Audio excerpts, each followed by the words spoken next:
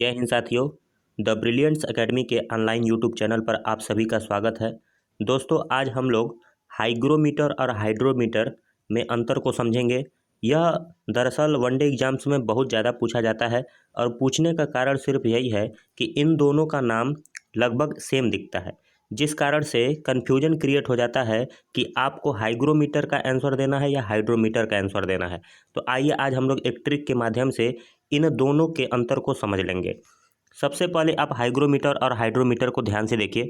Hygrometer एक घड़ी की संरचना के अनुसार है, जबकि हाइड्रोमीटर थर्मामीटर के रूप में है। ठीक है ना। तो हाइड्रोमीटर और हाइग्रोमीटर कुछ इस प्रकार से होते हैं। ये किस कारण से इस्तेमाल में आते हैं, तो आइए इन्हें समझते हैं। देखिए, हाइग्रोमीटर हाइग्रोमीटर जो है वो आर्द्रता मापने के लिए होता है। आर्द्रता।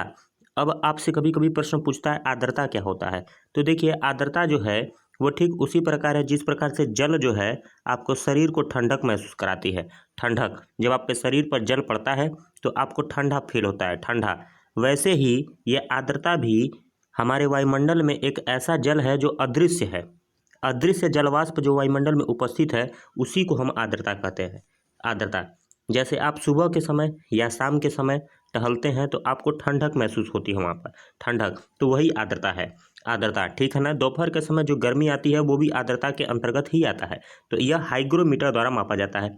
हाइग्रोमीटर, इसको किस तरीके से याद करना है अभी आपको इस वीडियो में पता चलेगा। दूसरी तरफ अगर आप देखें तो हाइड्रोमीटर जो है, हाइड्रो, इसमें बस एक ही अक्षर का अंतर है, ग और ड का। तो हाइड्रोमीटर जो है वो किसी द्रव के आपेक्षिक घनत्व को मापता है, किसी भी द्रव के आपेक्षिक घनत्व को। तो यहाँ पे अब देखिए आपेक्षिक घनत्व। तो आपेक्षिक घनत्व जो है वो फिजिक्स का टॉपिक है।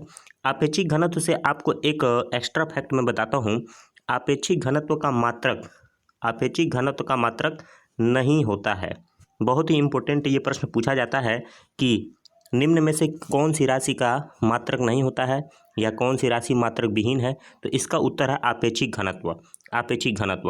और इस आपेक्षिक घनत्व को किस यंत्र द्वारा मापा जाता है, तो वह है हाइड्रोमीटर।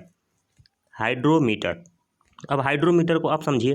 देखिए भाई, इनको कैसे आप याद कर सकते हैं, तो इनको एक मैं ट्रिक बताता हूँ, दोनों से आप याद कर सकते हैं, इसको अंतर जान सकते हैं। तो देखिए, इनमें अंतर को कैसे आप परीक्षा हाल में समझ पाएंगे। तो देखिए,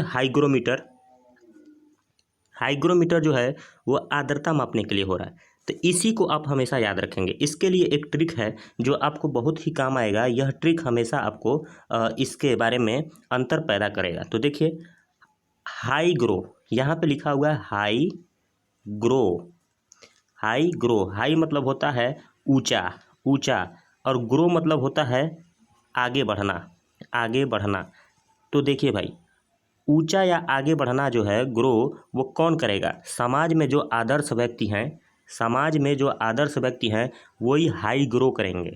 समाज में जो आदर्श व्यक्ति हैं वही हाई ग्रो करेंगे, यानी कि वह विकास की ओर बढ़ेंगे। जो लोग आदर्श नहीं हैं, जो अपने कामों के प्रति ईमानदार नहीं हैं, वो कहाँ आगे बढ़ पाएंगे? तो आगे वही लोग बढ़ेंगे जो आदर्श व्यक्ति हैं।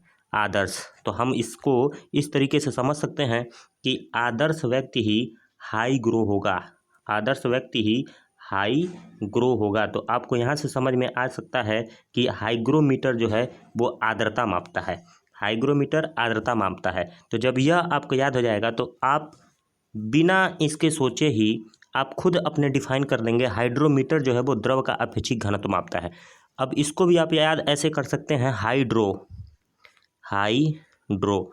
तो देखिए भाई, ड्रो, हाइड्रो से अर्थ निकल रहा है हाइड्रोजन का, हाइड्रो से अर्थ निकल रहा है हाइड्रोजन का, और हाइड्रोजन जो है वो H2O में होता है, और H2O का मतलब जल।